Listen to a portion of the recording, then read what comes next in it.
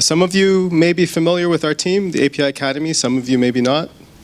We're part of CA. We're a team within CA. If you want to learn more about what CA does in the API management space, we have a booth.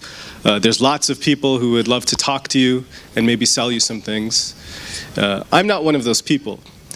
Within CA, our team is focused on helping people build better APIs. We do that in a lot of ways. We do a lot of thought leadership, research, writing. There's actually only 4 of us in the world. Myself, Mike Amundsen, Irakli, who you're going to hear from today, as well as Matt McClarty. Outside of talks like this and speaking at conferences, we do some other things as well. Workshops and summits. We do training, consulting. So if at the end of the day this is something that in your organization you think you could get better at, building better APIs, come talk to us and we'll see if we can help you. So in terms of the afternoon, I know it looks like a block in the schedule, but I want you to feel free to go back and forth, right? We've tried to design the track so that it's modular and it's at the same timing as the other track in the other room, which also means if you have colleagues who you think should be coming in for particular sessions, let them know. They can come over and see what we're talking about. I'm going to begin today with a talk about design, which is a favorite topic of mine. We'll have Carlo from WIP or WIP talking about internal innovation, because we hear so much about how to reach mainstream developers, how to be like Twilio, but we don't hear enough about how to work with partners and internal programs. Chris Wood from Visa is going to talk about innovation within a big company like Visa and what his program does and the challenges they have. And then Irakli from our API Academy team is going to talk about microservices, which of course is a mandatory topic now. Okay, so we've got those 4 lectures, followed by a panel. We're lucky enough to have Mark Staines from Fuse and Trisha from Nomo software. Nomos? Or is it Nomo? I've forgotten. I'm embarrassed. But she'll tell you the whole story. And we're going to talk about what it takes to actually succeed with an API program. Going beyond the myths and the things you see in slides about, developer love, what it actually takes to get to success. We'll have a break at the same time as the conference. And I encourage you to come back to see a very exciting demo. A demo that we weren't even allowed to describe because it was so secret. The guys from Visa, you first did this at Fashion Week last week, right? That was the exclusive. So this is the second time it's ever been seen in the world, right? Which is a big deal. So that's going to be a great demo. And Aaron White has a demonstration for us as well with some CA technologies. Okay, that's the afternoon. I hope you find it interesting. As I promised, I'm going to start with a discussion about design, and specifically 5 design principles that can help you when you're building your APIs. So if I didn't mention it before, this is me. I'm Ronnie, part of the API Academy. I actually have this title of Director of Design because I've been so interested in the design aspects of what we do, right? More and more, we're realizing that design is important. I like this quote from Bill Moggridge. Bill Moggridge is a pioneer in interaction design. There's nothing made by human beings that does not involve a design decision somewhere, right? What's becoming more obvious to us is these API programs or products, these platforms, whatever we want to call them that we're building, essentially come down to making good design decisions. And I think it's fair to say we've been doing APIs for a long, long time, right? That's kind of the little secret all of us know. But the difference maker is that we want better APIs now. That seems to be what I hear. So why do we want better APIs? Why do we want better designed APIs? Initially, we cared more about exposing capabilities, right? We heard about that today in some of the main talks. You have data within the bank and services that you want other people to be able to use. So this becomes a primary driver for design. Probably one of the big drivers for services-oriented architecture for many of us. We started that journey because the business had all these pockets of function that we wanted people to be able to access. More recently, we've started caring about the applications that sit on top, right? So I think it's fair to say the current driver seems to be, how do we build better applications, and how do we build more of them quicker? Because of things like fragmentation of user experiences, because we have all these different platforms to support, how do we just lower the cost of developing? And it turns out you can do that in part with better designed APIs. So we're starting to care. And then there's this last, less tangible idea. How do we design APIs so that more people want to use them? Maybe we have interfaces designed for revenue, or we want better ideas, more innovation. How do we get more people using these things? How do we get more end users, more customers, more apps, more everything? And it turns out this is very much tied to things like user experience and product type thinking, actually connecting to people's emotions. And this seems to be kind of the future space that we're diving into. So all of these three parts become important. In the end, though, this is really functionality, usability, and experience, right? If we take the API part away.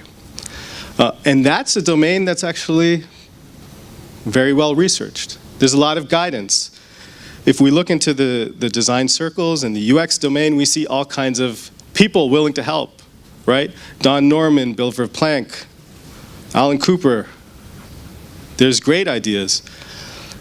What I found useful and what I want to kind of bring to you today is the idea of design principles. So William Lidwell, Christina Holden, and Jill Butler wrote this book.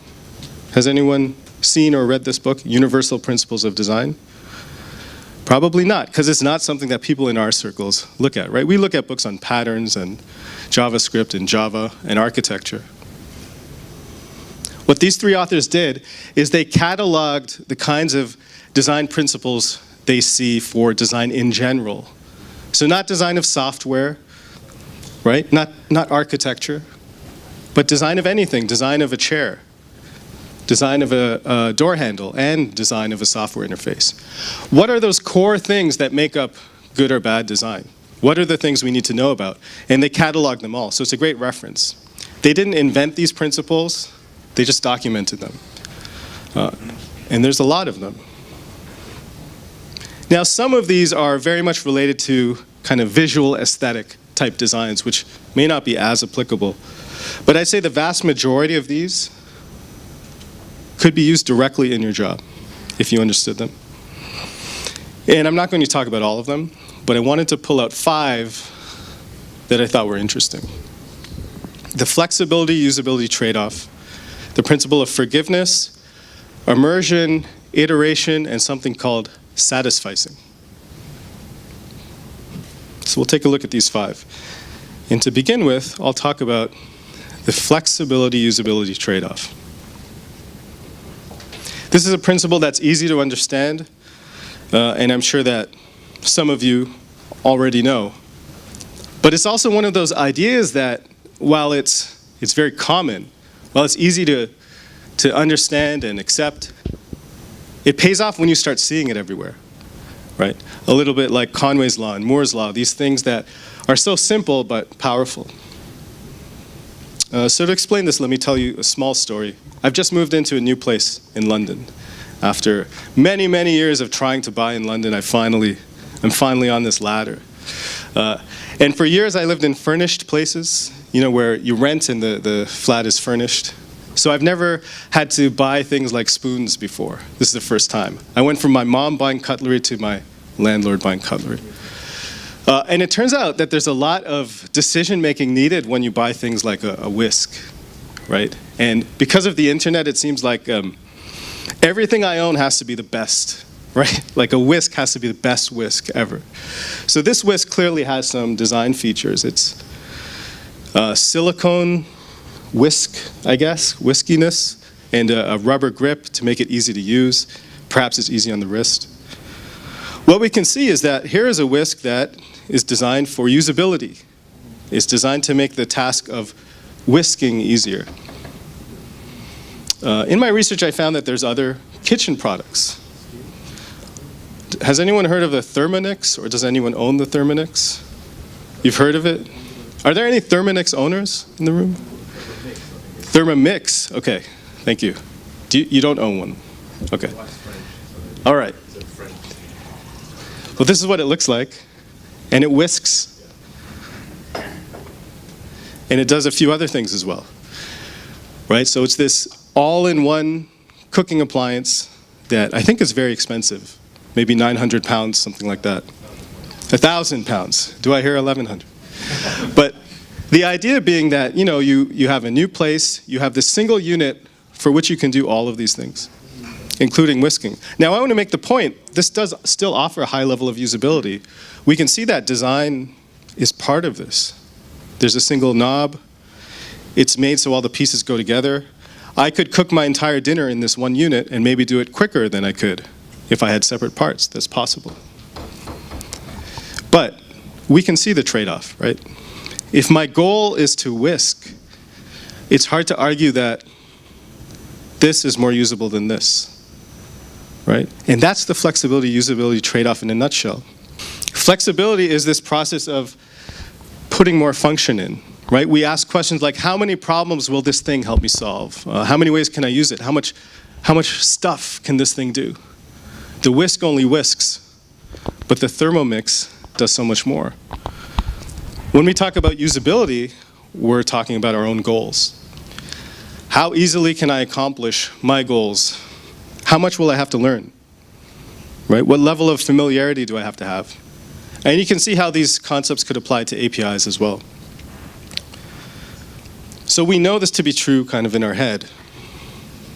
If we analyze it a bit, we can see that when we add function to an API or to anything, we increase complexity.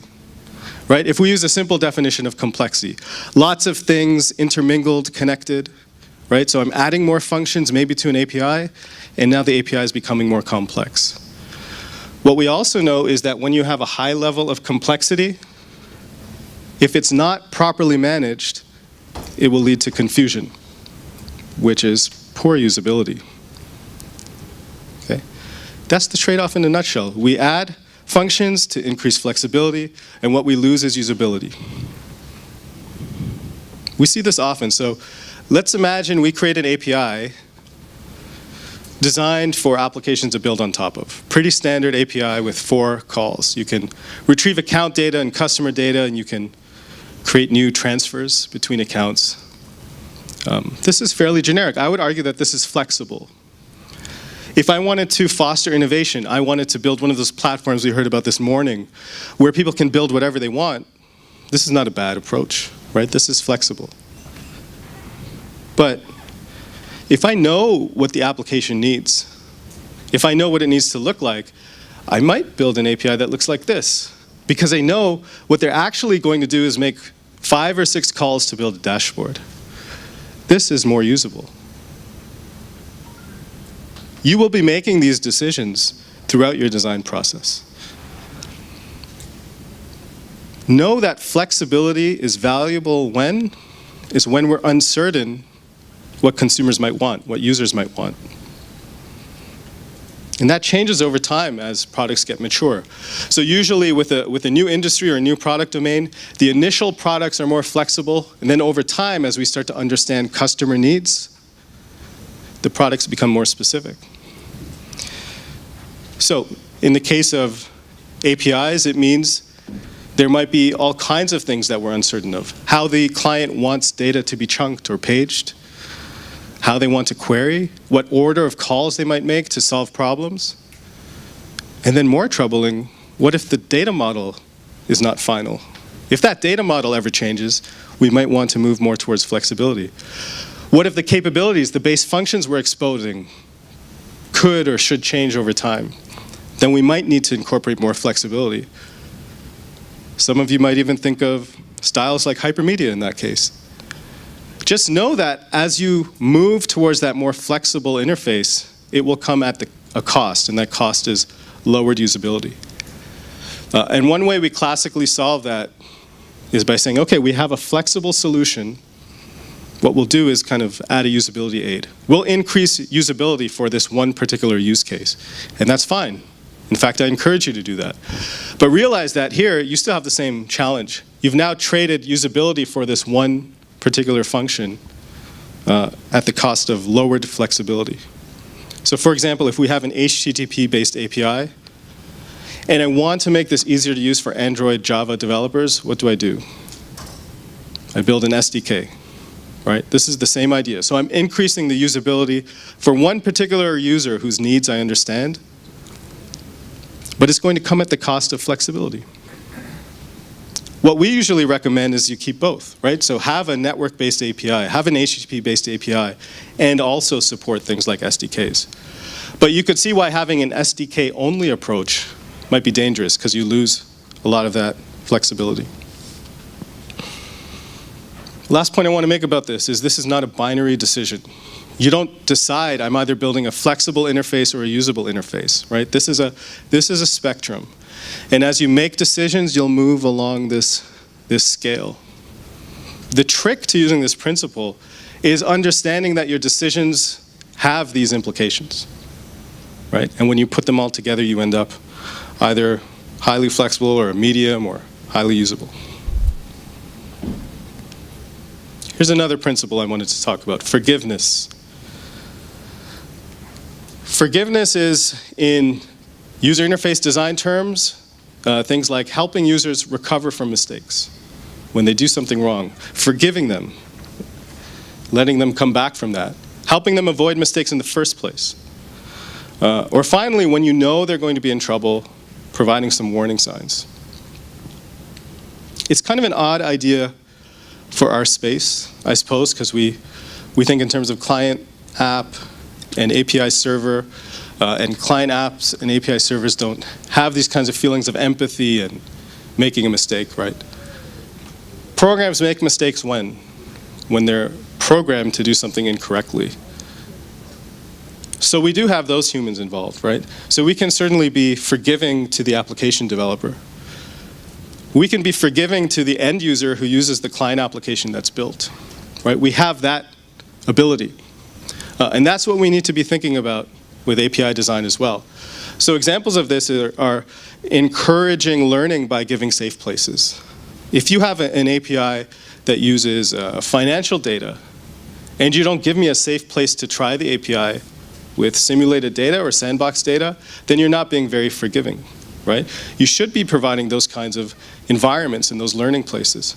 And more so, this sandbox should act and behave like production. Otherwise, I'm learning the wrong things. On the end user side, I would love to see more reversibility built in to the experiences we provide, right? So as an application user, if I do some work on an application built on your API, I want the ability to undo when I make mistakes. Interestingly, we're seeing less and less undo in things like mobile applications, right? This lesson we learned early on is starting to kind of disappear. Now, you may not have control over that user experience, but you do have control over the API design. And I've yet to see many API designs that provide, an undo capability. Why wouldn't you, right? There might be practical reasons why it's difficult, but it's certainly possible. So think about that one as you go forward. We design a lot for developers. And if we're designing for developers, this principle is important, immersion. Is anyone familiar with this person? Or can anyone pronounce his name? It's Mihai Csikszentmihalyi. He wrote a book called Flow, and he wrote some papers on this idea of flow. And what Mihai believed, and what he showed in his papers, is that when we're in a state where the outside stimuli kind of disappear and we're focused on a task, that's when we are happy. When we have small challenges that are just beyond our reach, and we learn how to beat them, and then we have the next challenge, that's the state of flow. For many programmers, that's their favorite state to be in when they're coding, right? This idea of the world kind of disappears around you and you code.